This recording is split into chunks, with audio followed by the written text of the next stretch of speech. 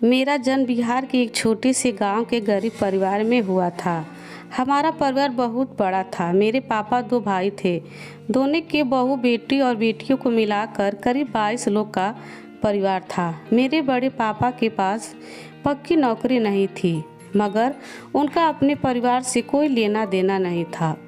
परिवार की सारी जिम्मेदारी अपने छोटे भाई को सौंप रखी थी। इसी के चलते किसी तरह हमारा गुजारा हो रहा था। तभी एक दिन मुसीबत सिर पर आ पड़ी। सेठ ने उन्हें नौकरी से निकाल दिया। कारण यही बताया था कि आज के समय में लोग टीवी में ज़्यादा दिलचस्पी रखने लगे हैं। सिनेमा हॉल के बिजनेस के पीछे परिवार को नहीं पाला जा सकता। बड़ी मेहनत के बाद भी खर्चा नहीं निकल पाता। इस पर और कुछ करना ही होगा। पापा की नौकरी छूट जाने पर घर का बजट लड़खड़ा गया। बच्चों की पढ़ाई दूर की बात थी, घर का राशन जुटाना मुश्किल हो गया था। मेरी उम्र अधिक नहीं थी, तीसरी क्लास में पढ़ता था। परिवार की मदद के लिए चाय के एक स्टॉल पर ग्राहकों के जूठे बर्तन साफ करने लगा। दूसरे बच्चों की तरह मेरा भी मन करता था कि मेरे पास भी खिलौने हो। मैं बस सोचता था कि ऐसा क्या किया जाए कि मेरे पास रहने को अच्छा घर हो, गाड़ी हो, पहनने को खूब सारी पोशाक हो। मगर कैसे? मेरे सपने उस वक्त धराशायी हो जाते जब मैं दिन भर की मेहनत के बाद हारा थका घर में घुसता था। इधर पापा खुद तनाव में रहने लगे, रोजाना शराब पीकर घर में मारपीट करने लगे। इधर परिवार के दूसरे सदस्य भी बदलने लगे। परिवार के माहौल के चलते मैं खुद डिप्रेशन में आ गया। मेरे सपने धराशायी होने लगे। कई बार तो लगता था कि ईमानदारी में क्या रखा है। अपराध की दुनिया में उसके पास ज़्यादा खुशियाँ होगी, अपने दुख दूर कर सकूँगा। बचपन से ही मुझे अकेलेपन भाने लगा।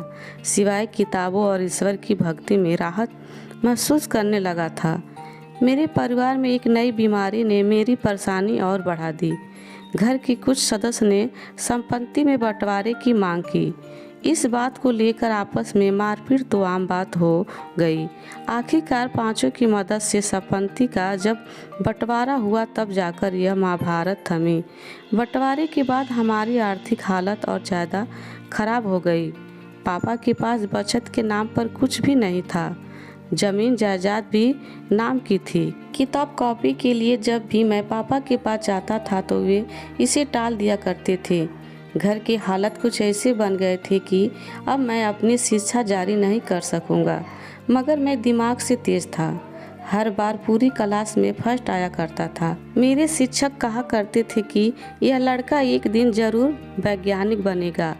तभी पापा ने सिनेमा घर में साइकिल स्टैंड का ठेला ले लिया। उनकी मदद के लिए घर के खर्चे में सहयोग करने लगा। मगर मेरे दिमाग में तो पढ़ाई का भूत सवार था। जब भी कोई अच्छी किताब मिलती तो बहुत चाव से उसे पढ़ा करता था।